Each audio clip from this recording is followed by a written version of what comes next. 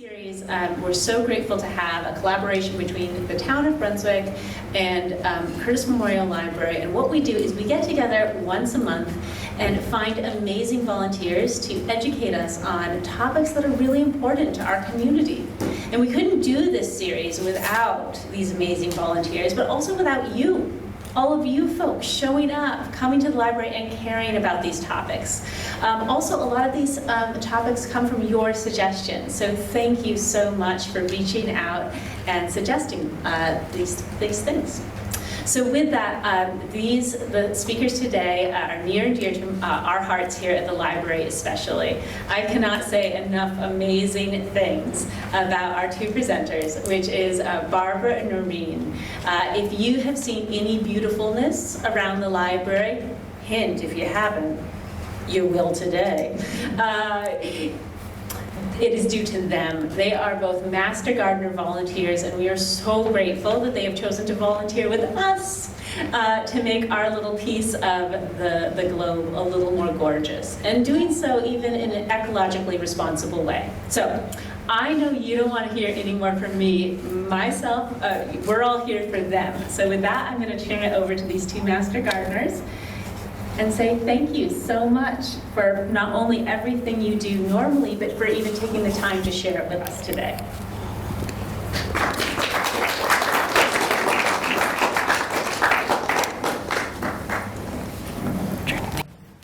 Hello, thank you for coming on such a hot day. It's going to be fun. We're going to do a talk called Planting for the Future. And as Hazel said, it's in collaboration with the town of Brunswick. We're going to give you just a little introduction to pollinator-friendly gardens. We can't do everything today, but we'll at least hopefully get you hooked. So there's a growing movement afoot to rewild. You've probably all heard that term. You've most likely heard the catchphrases, lose the lawn, leave the leaves, all ways to garden more sustainably. So Brunswick Sustainability, Curtis Memorial Library, and the Master Gardener volunteers have come together today to present some ideas on sustainable gardening. We'll also tell you about the pollinator-friendly designation that you can get through the Maine Extension Service, and Noreen is going to walk you through that process. And then, as Hazel said, we'll go outside, and Patricia and Noreen and I will walk you around the pollinator garden in the children's area. So we're all aware that Brunswick, like many other places, in Brunswick and many other places, open habitat is disappearing. Pollinators are disappearing. So we're here to try to figure out how we can create our own habitats in our own backyards. We can all be part of the solution by doing sustainable gardening here, at home, and every place we go. So small changes can really add up. And sometimes it's a case of stop doing things that you're already doing. For instance, not using as much fertilizer, not using as much water, and all of that can happen if you use native plants, if you start gardening, including some native plants. So the town of Brunswick is working to create a sustainable and resilient community in many different ways. A couple years ago, 2 years ago, they passed the Climate Action Plan, and now the town is thinking about ways to educate the public about the dangers of pesticides and the overuse of pesticides and chemical fertilizers, because they're studying how they affect our coastal waterways. And it's really an important, and there are some important changes that probably need to be made because of the runoff from all these chemicals. And the state of Maine is also working hard to get some environmental regulations in place. In 2021, they passed a law prohibiting the neonicotinoids that have been a danger to our native bees. And they're further studying with LD 1323 to study the effects of the neonics on pollinators and on people. So we have more than 270 different species of native bees in Maine that can be endangered by the use of these neonicotinoids.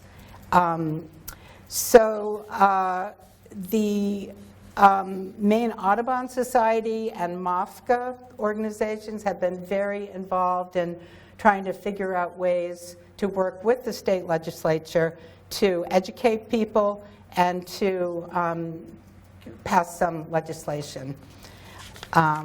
So I wanted to share a quote with you.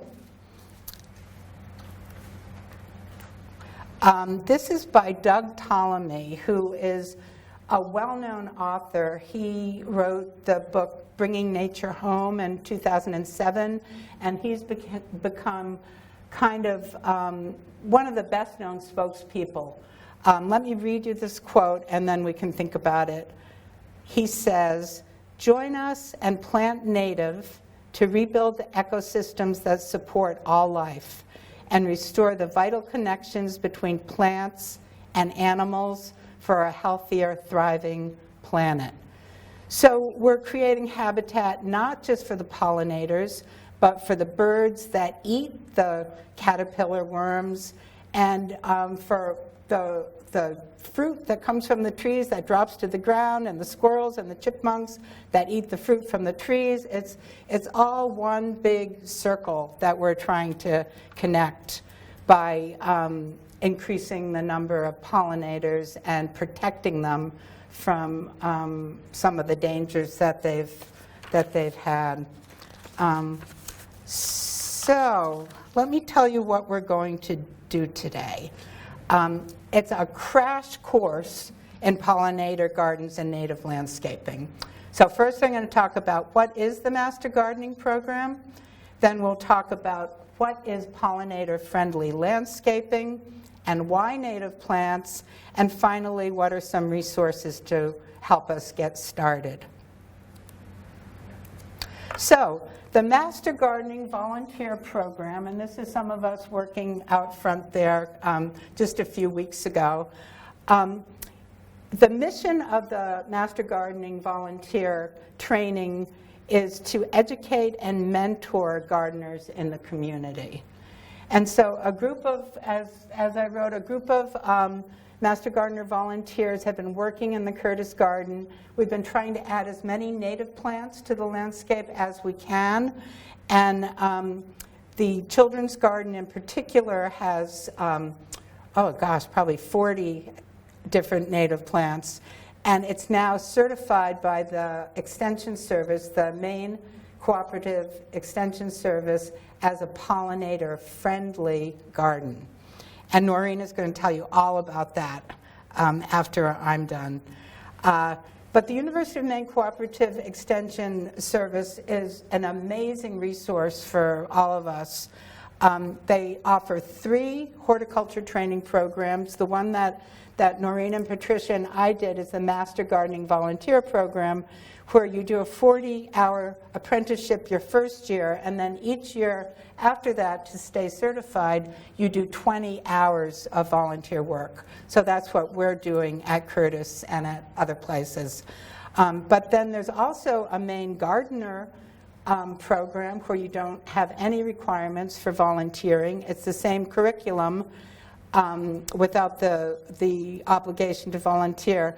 And then there's this Maine Horticulture Apprentice, which prepares people to go out in the field and to work in nurseries or for landscapers. It's the same online and in-person course, and then a 200-hour apprenticeship. So the other great thing about the Cooperative Extension Service is you can get help and advice from experts. You can pick up the phone, you can call the Falmouth office for Cumberland County. Talk to somebody. If they don't have an answer for you, they'll find out for you. Or they'll direct you to the website where there's bulletins on almost every aspect of gardening. And there's videos, how-to videos on pruning, on practically anything you can think of. And you can just get lost in it. And the best thing, one of the really great things about it is the Maine Home Garden News that you can subscribe to. So every month you can read it and it gets you inspired and you find out new things. A few months ago it was on, there was a great article by Lynn Holland on Chelsea chopping, where you learn to chop down your perennials so that they'll send out new shoots, and if you don't want a 10-foot Joe Pye weed, you can have a 6-foot Joe Pye weed plant. So different articles like that are just fascinating and right there at your fingertips. So let's see. What is pollinator-friendly landscaping? It's simply choosing a garden design and specific plants that will attract pollinators. And so many sources for that. Maine Audubon, MOFGA, the Wild Seed Project are all super great organizations that can give you lists of plants for all seasons, for all conditions, tell you when they bloom, what pollinators they attract, especially Audubon. You can go to each plant and it will tell you it attracts these 17 caterpillars, or these particular birds love it. And it's just amazing what they have on their website. So choosing your plants and then removing invasive plants, which is very important. At the library, we've been really dealing with black swallowwort, which is a terrible invasive, and it's been in all the garden beds, and it has this gall underground that you have to dig up, and it will just choke everything. So we've been spending a lot of time removing that. But you're all familiar with bittersweet and how it can choke out a forest. And so the first step is identifying and removing invasives in your site. Then choosing plants for all seasons. And that's particularly important because you have pollinators all through the year, from early spring until late fall. So a lot of the early spring pollinator plants are bulbs, and at Curtis we've put in a lot of bulbs that bloom early and that will feed the very first bees that come along. And then each season there will be something blooming all the way into the fall, and a lot of our plants out here are fall bloomers, so that the butterflies can fuel up before their journey back to, especially the monarchs, all the way back to their winter homes. Like one particular plant that is a late bloomer is goldenrod. And in Maine, I'm not sure how many different species of goldenrod we have, but 37 maybe, or maybe more. And they provide just amazing nectar and pollen for migrating butterflies. So Doug Ptolemy calls it a keystone plant, and he talks in his books about several different keystone plants that you might want to include in your landscape plan that has special value for pollinators. So why choose native plants as opposed to all the other thousands of plants that you can find at nurseries? Well, native plants have co-evolved over time with the insects that they feed and the animals that they feed, and they will typically emerge at the opportune time. A little bit what I was talking about the seasons. And they're well suited to the climate. They have a high rate of survival in extreme conditions.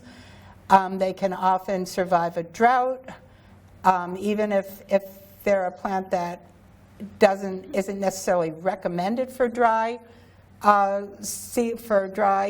areas. They can probably do okay.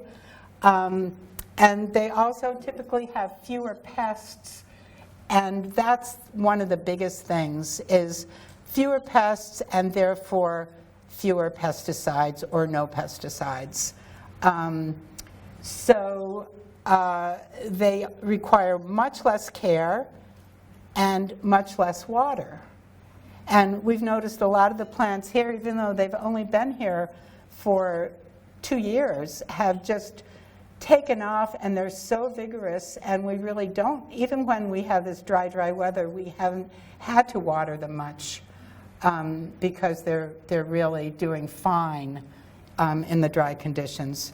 So in the right conditions, no fertilizer is needed for the plants either. So you save on water, you save on pesticides, you save on care, you save on fertilizer. It's win, win, win, win, win. So,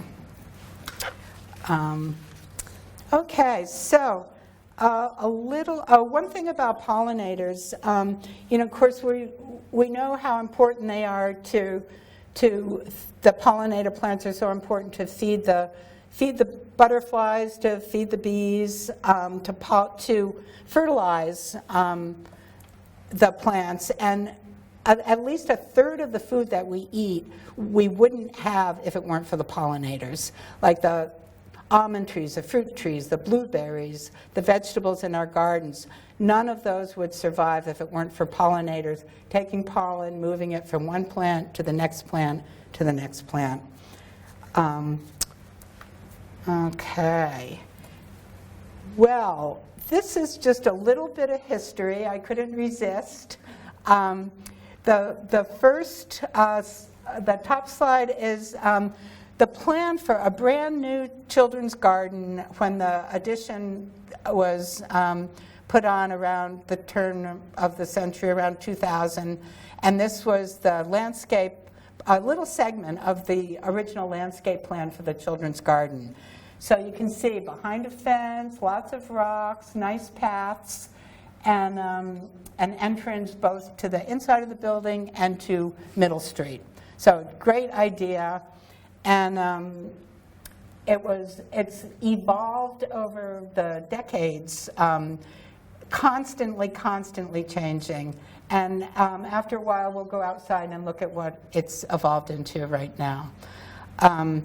And then my other little bit of history is this quote that Melissa found in an old history of Curtis from, I don't know, 1930 or something. So I'm going to read it to you. It says, in 1915, Mr. Curtis added $1,000 to his original fund for the grounds, and in the summer of 1915, the garden was completed. It was maintained by the income of the fund and also by much volunteer aid. That's why I'm reading it to you.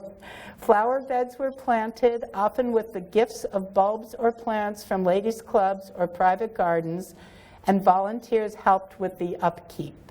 The Iris and the Peony clubs were, for instance, deeply interested in the grounds of the library. So nothing has changed. It's still the effort of volunteers that is helping in large part to keep things blooming at Curtis. Okay, so now we get to look at the children's garden. So 2 before and after pictures. If you look at the left, that's the interior of the children's garden. You can see there's a piece of equipment there, and it's not a whole lot that we can identify in that picture. And then if you look at the after picture, lots and lots of blooming native plants, and we typically see lots and lots of pollinators. When we were just walking out there before, we saw, I don't know how many different kinds of bees, bumblebees and honeybees, and lots of native bees. So it's really changed. And on the right is the exterior of the children's garden. You can see It was planted with hostas all around the outside, which served their purpose for a number of years, but they were removed about 2 years ago and replaced with a border of native plants. So the picture, the bottom slide, shows the change and some of the things that are blooming on the exterior of the garden right now. So we will go out and we will walk around there, and we have a lot of things named, so you'll be able to see what the plants are, what their benefits are, and what conditions that they like. And we also tell you how tall they're going to get, but you'll be able to tell when you're out there because some of them are like 8 feet or 9 feet tall. So, okay, but it doesn't have to be all or nothing. When you're thinking about trying to apply some of this information in your home garden, you can just pick a little corner of your yard, put down some cardboard mulch, plant one native shrub. Or you can get some containers, plant some native shrubs or native perennials in containers and put them in different places in your yard. If you rent an apartment, that's a great way to go. Just, do container planting. You can still have your native pollinator plants. You can move them when you move. You can take an existing flower bed and then just decide each season, I'm going to replace a plant that I've had for years, a daylily. I'm going to replace it with a butterfly milkweed. You can just do it in little bits and pieces. And then what a lot of people are doing, I have one friend in particular who got sick of mowing her half acre and decided to take half of the half acre and turn it into a meadow. So instead of mowing it, she's just sowing native seeds, and a lot of the native seeds that will grow in a meadow need to be stratified. They need to have a winter of freezing, getting wet, thawing, and then the seed capsules will break open and they'll germinate. So you can just mow it one time in the fall, put down as many different varieties of native seeds that you want, and then in the spring, hopefully you'll get some plants, then mow it one time the next summer, and the next year you should have even more. So it's an easy way to really create habitat for pollinators if you have the room. So anyway, start small, have fun, be creative, and once you start, you'll be totally hooked. So let's see. This is a slide showing how we edited an existing garden bed. I love that editing. That's what I've been, instead of at home thinking, oh no, I have to go out and I have to prune and I have to weed and I have to do this, I have to move things around. I just now say, I'm going to go outside and I'm going to do some editing. So on the left, that's the before picture of an area right out by Pleasant and Middle when you first walk into the garden. So it's one of the first things people see if they're on foot. And it was a mess. It had several different invasive species in it. It had a lot of grass. It had some black swallowwort.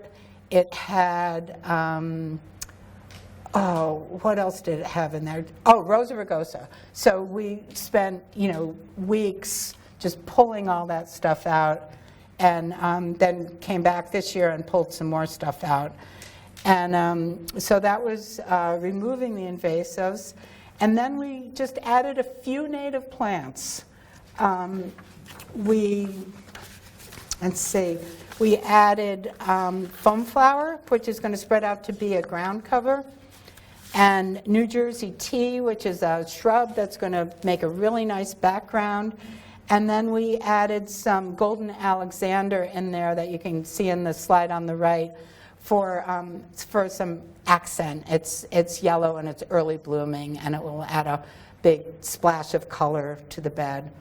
So it's just an example of, again, starting small, doing what you can do in one season, and then dreaming about the next season.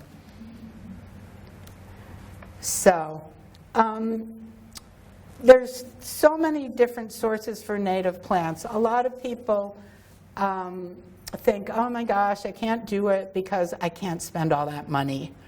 And if you did go to a nursery and decided to turn your entire, say, front lawn into native plants, you would spend a lot of money, but there's many, many different ways to do it. So one is starting your own plants from seed. And like I mentioned, the stratifying before, that's something that you can do. You can buy seeds from either from many local sources. One of our favorites is the Wild Seed Project that has great native seeds and gives workshops on how to start them, as does Audubon Society. And even at the library, we had a native seed starting workshop 2 years ago. So one packet of seeds will give you 75 plants. So you just put them out in the winter, you divide them in the spring, then you divide them further the next spring, and you have enough plants to give away to all your friends. And speaking of that, division, that's the next thing. Native plants are very vigorous, and they often need to be divided after the first season. You might have a Joe Pye weed that triples in one season, and we have a Sochan, the cut leaf coneflower, that we planted last year, and it went from being this big to being that big, and I divided and divided and divided in the spring, and it still needs to be divided some more. 1-year-old plant. So division, share it all with your friends. Farmers markets, a lot of farmers markets have native plants, and there's somebody in Brunswick on Tuesdays and Fridays who sells them, and then there's lots of farmers who also sell some native plants. And then there's plant sales, and we have lots of plant sales in Maine. Most plant sales are following the protocols for a safe sale of plants. You have to pretty much bare root things before you sell them because of invasive things that we have going on, like the invasive jumping worm has been a problem, and in Harpswell and now in Brunswick too, we've got the winter moth that can be a problem. And then you never know, there could be one little strand of bittersweet, one little strand of gout weed, and if that gets planted in your garden, you have it forever. So if you do go to plant sales, you want to make sure you know what they did for preparing the plants. And the Master Gardener volunteer, the Tidewater Farm has a good plant sale in the spring, early summer. Tom Settlemar, the Brunswick Land Trust, has a plant sale usually every year, and this last year we tried to concentrate on native plants. And let's see, what am I forgetting? Audubon. Audubon is like an amazing source for native plants. They have a big native plant festival in early June, and then they sell them online all year long. So you can, and so does the Wild Seed Project. So you can always find Maine-grown native plants whenever you want them. So also some nurseries are selling native plants more and more all the time. The only thing about nurseries is you want to make sure that you ask questions. You want to ask them about jumping worms. Have they seen any jumping worms? Can they guarantee that they haven't seen any jumping worms? You want to ask them about the neonics. You want to make sure they know where they got their plant from and that they haven't been sprayed or treated with any pesticides. And you want to also make sure that you know what you're buying. And we won't go into this very much because this is an introductory lecture, but a lot of native plants have cultivars, and some are just fine, and some you might not want to introduce into your garden. For instance, some plants, the pollinators would prefer a single layer of petals on the blossom, but they've been bred to have big fluff. Some have been bred to have big fluffy blossoms, and the pollinators can't get in as easily to get their nectar. So do your own research before you go to nurseries, know what you're looking for, and then make sure you ask a lot of questions. So, okay, and then this is just the very last slide. I took it this morning in my garden. I've been kind of freaked out this summer not seeing that many pollinators. And a lot of you probably remember, years and decades past when, in the summer, they were just swarming everywhere. And this summer hasn't really been like that until today. And today, I have seen thousands and thousands of bees and lots of monarch butterflies flying all over the place. So it's a hopeful slide to end with. So, okay. Now, Noreen is going to talk. So my job today is to try to set a structure for this.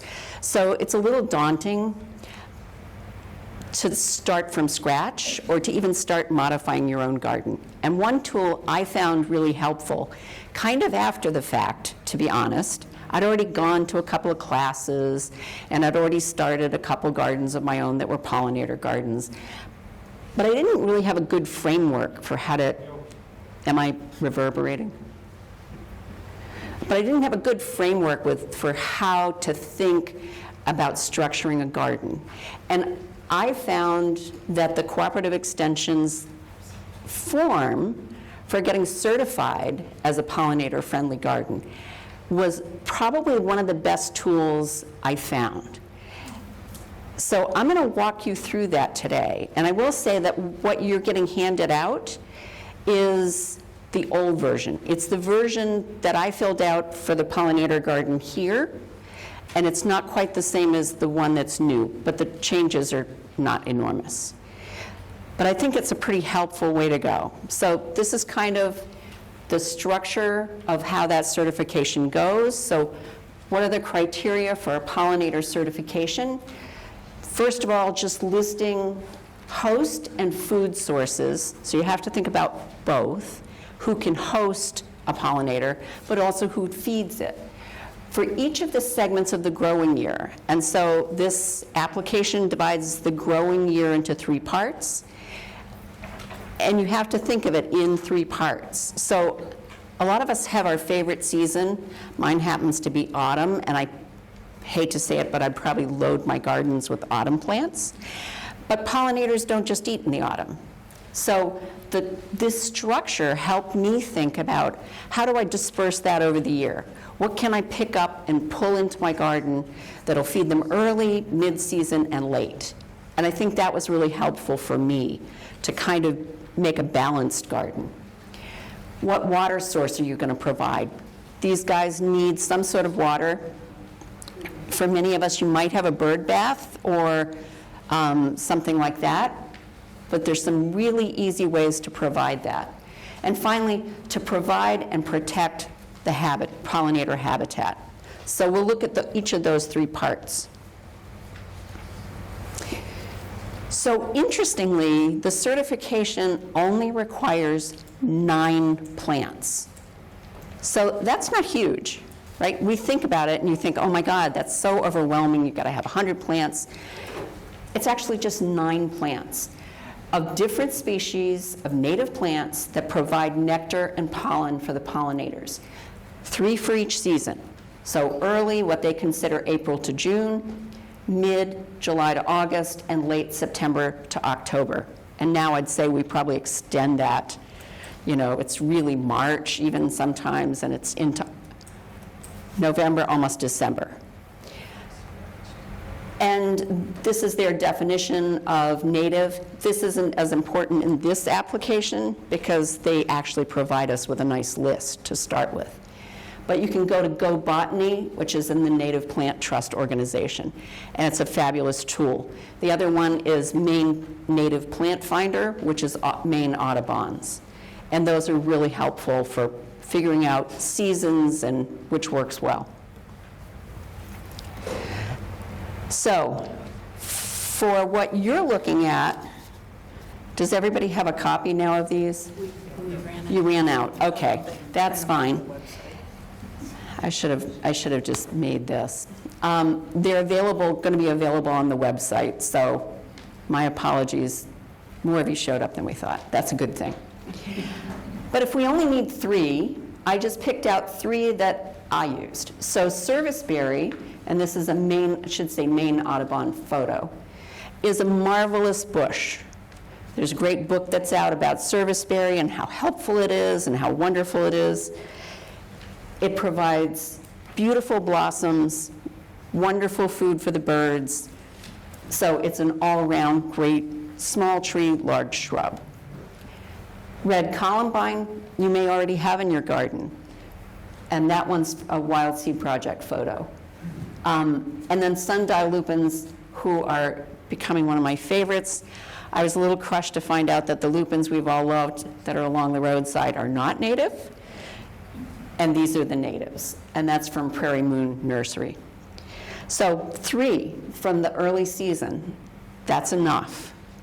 But when you look at this later, you'll see that this handout has huge lists, which I thought was really helpful because me and Go Botany is, you know, I'm not the most technologically advanced. But it gives you a list. So if you look at this later, you can sort of look through. There's lots and lots of plants from these lists to look at. Oops. Mid-season. This is sort of the tail end of what we've got now. So these shots are actually from my garden, but I could have easily taken them here. The top one is one of the bee balms. There are 2 types that we have commonly here, this nice red kind, and the lovely sort of paler lavender one. And both of those are fabulous for pollinators. Black-eyed Susans, which probably all of us have, sitting maybe at the periphery of your garden. And maybe it's time to bring those in. And the butterfly weed that Barbara just finished showing us with one of our little monarch caterpillars on it. And we always think about milkweed for monarchs, but there are many milkweeds, and they all work. This particular type, I've had monarch caterpillars on it that just completely devoured it. So even though that's not our typical tall milkweed, it works perfectly fine, and they're gorgeous. So a nice orange to put in your garden at this time of year. So that's mid-season, July to August. Late season, September to October. I'm a little obsessed with some of these. So down here is blue lobelia. That's from the Maine Audubon site. New England aster, which you just see loaded with monarchs at some times, and bees, and we have a lot of them out here. And finally, the witch hazel, nod to hazel, which is lovely because it extends the season. So depending on where you are, at my house they tend to bloom late October almost into November, especially the ones that are out in the woods. So those are lovely, and those are a bush to a small tree. So you don't always have to think of just herbaceous perennials, which is what we all sort of think of. There are all these other examples that can be small shrubs, small trees. One of my new favorites is elderberry, which I have growing wild on my property. And the other day, it wasn't long ago, it was maybe a couple weeks ago, suddenly I had this noise in the yard, and it turned out it was cedar waxwings that were just devouring every berry on the bush. So you've got something that flowers. I always try to think, like, what can I get the most bang for the buck with? So serviceberry, witch hazel, elderberries, they have flowers that are great for the pollinators to start with. They're wonderful food for the birds, and they're just gorgeous. So think about, like, which one could I pull into my garden or near the house that I can enjoy and they can enjoy too. And I think those are some really great examples. One of the things I will say, Barbara was talking about Chelsea chop.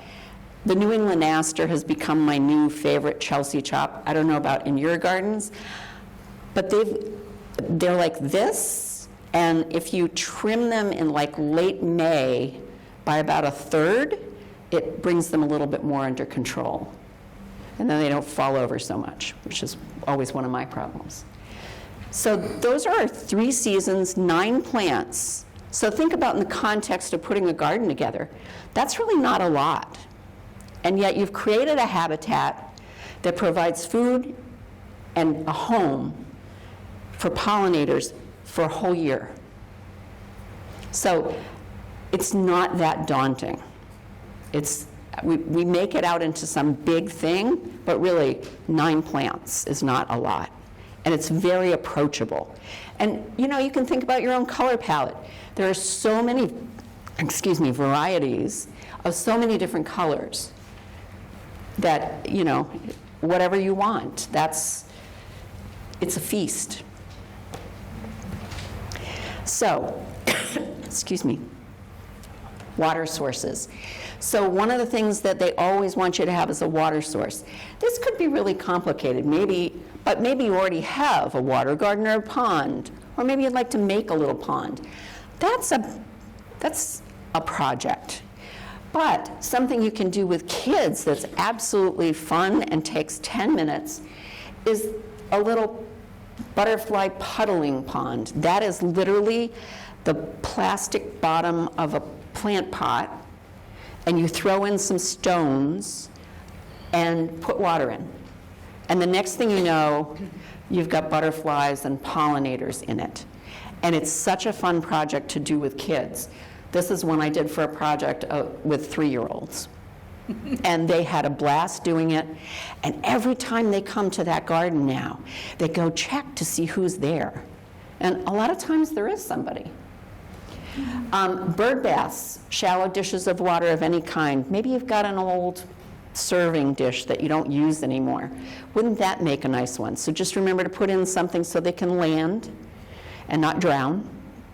Because we think about birds, which is a whole different prospect.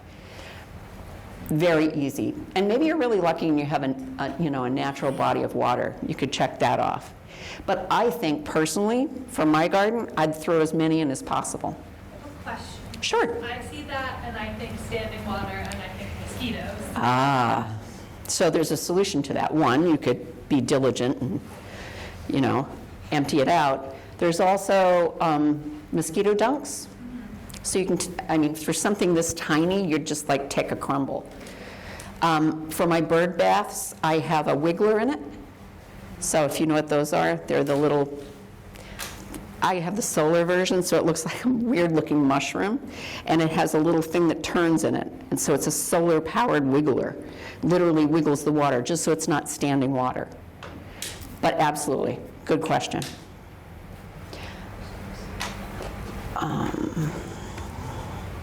Shelter. So we don't always think about shelter because, in nature, we're not providing it. But now we have a garden that's kind of contained. So there are a lot of different options. Just spaces of bare grounds for pollinators that burrow into the ground. A rock pile or a wall. Now, if you're like me, when you're clearing out your garden here, there is no shortage of rocks. So all you have to do is throw a pile together and leave it there. So in this case, it's like Barbara said, sometimes it's a case of not doing something. Don't clean them all up. Maybe leave some dead wood in your yard for them to inhabit. Leave garden cleanup until late spring. So we talk about this a lot because that's where they're overwintering, is in that leaf litter. And I know somebody's going to say, how about those ticks? Absolutely. I get it. But most of us have a periphery to our garden. So maybe you want to have your leaves along the edge. I use them as mulch. So they may not be on my grass, but they're in my yard. Here at the garden, we try to leave them as long as possible. And then when we just can't anymore because things are coming up through, especially here where snow piles on top of the leaves, or they've thrown the snow on top of the leaves, and they get matted down, the plants are dying. We'll scoop them up and we put them in the back of the garden. We don't take them out of the garden. They stay there until we're sure everybody's out and about. So that's a solution. If you absolutely can't stand your garden being messy, just put it to the back. Out of sight. What is it? Out of mind, out of sight? Out of sight, out of mind. And bee boxes. So this is the one that I got for the garden here. It's just a simple solitary bee box. Very easy to do.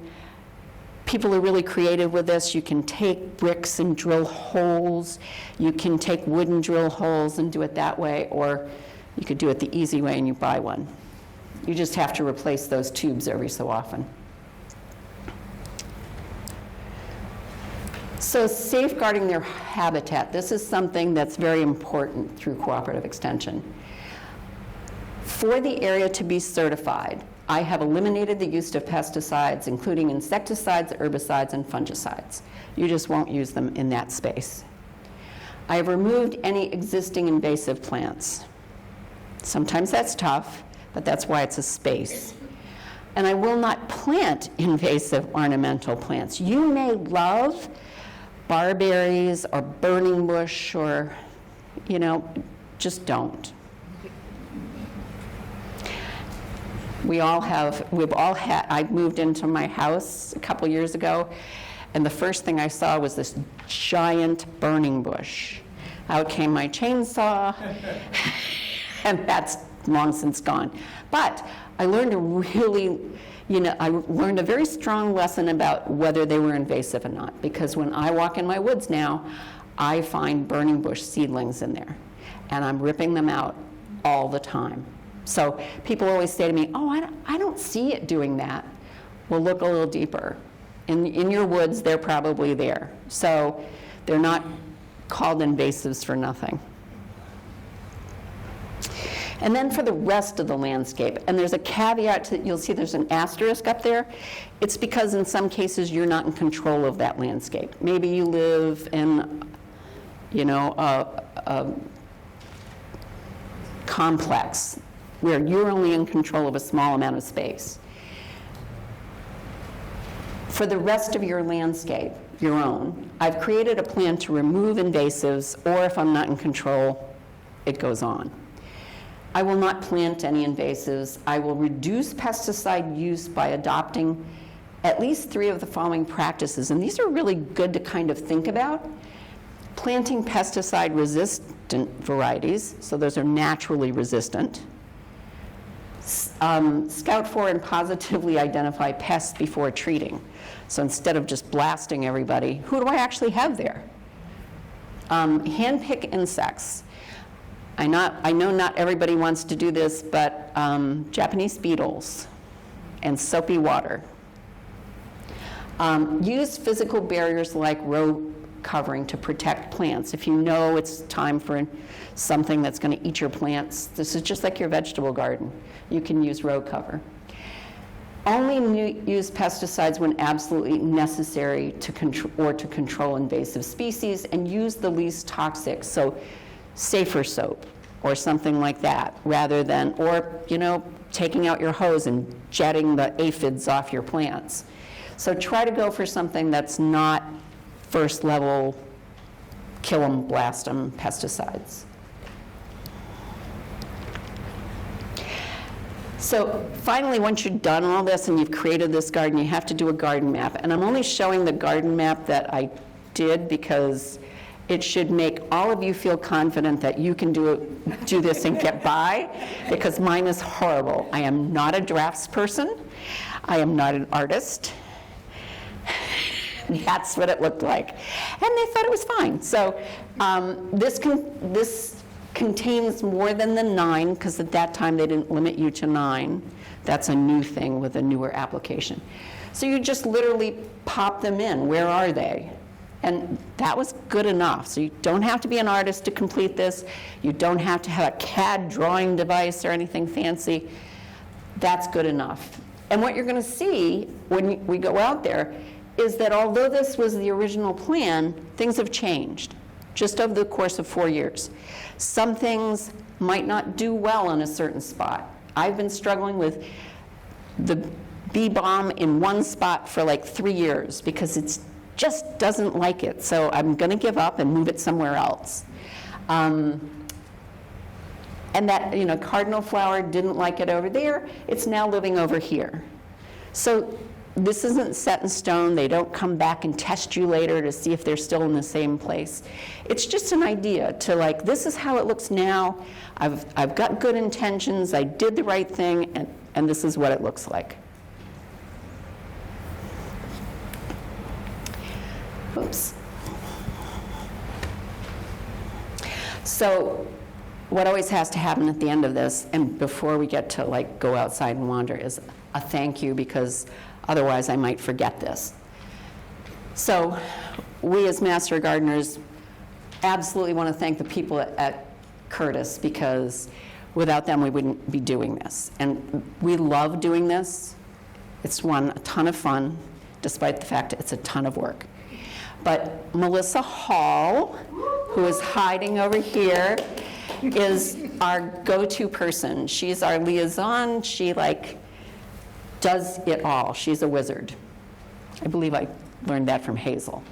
Hazel you've already met, and she's the person that we deal with a lot. She's in the adult, I always love that you're an adult librarian, whatever that means. Liz Doucette, who is I'm going to get it wrong, executive director, who is both an avid gardener and a great supporter. All of the staff, all of the volunteers, and all of the patrons. You have no idea. There are some days we're out here and it's absolutely miserable and we don't want to do it anymore. And one of you walks by and goes, "That looks great." And like all of you at your house, suddenly you're a little taller, you feel like you can go another half hour, you can do it.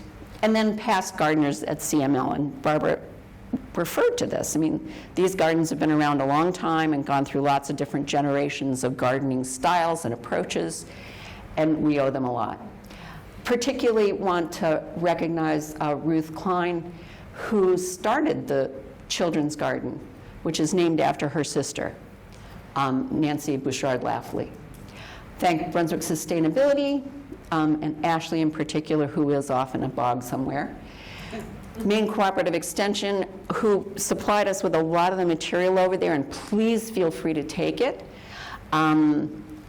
There's a little of everything, some bookmarks. All of us library people should be grabbing bookmarks. Pamela Hargest and Abby Griffith, who really are our liaisons and give us lots of stuff, and just your support. And finally, I want to make sure I acknowledge the current crew of Master Gardeners. So they are a tough crew. There have been days when we've been out here, it's been a little warm, shall we say. So that's our current list. All right, so if you are willing at this point, we can walk outside. It's sort of your choice. Do you want to, I'd like us to go outside first, and that way, and then come back in, and then if you have questions, we can address those questions. But you might have some answers out there, you might, yes? If you go in behind the library, right next to the parking lot, there's a big, large native garden that belongs to St. Paul's Church. Yes. It's fully native. So you can go in through the gate from Yep. the parking lot. and- Also a Master Gardener project, by the way. That's also a Master Gardener project. Yes. Yeah, we talk across the fence a lot. Okay. I work there. Yeah. Okay, so if we can start to walk out here. This garden has only been in this format for 4 years. So, and the outside of it has only been in that format for 2 years, not even 2 years. So what you can see is it doesn't take long to bring something along. I mean, we're already at the state where we kind of joke about it, but there's so many seedlings that they're becoming weeds. I mean, that says how successful it is that these plants are just producing a crazy number of seeds. And maybe that's something we should think about this year, is starting to like dry them and package them and hand them back out to you guys. But you can see what we were talking about. I mean, some of them, the one right there, I don't know how tall that is, maybe 8 feet, 9 feet. That thing is very happy.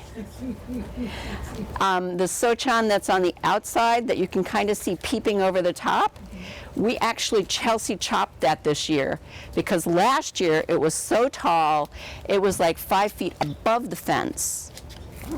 So don't feel shy when you're growing these guys. They love to grow in our gardens if you give them a chance.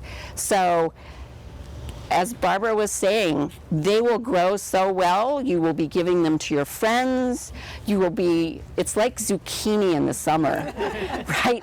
I think I have friends who no longer want me to talk about like purple coneflowers anymore, or black-eyed Susans because I've given them so many, or whatever. But you know, a lot of these didn't start out in this position.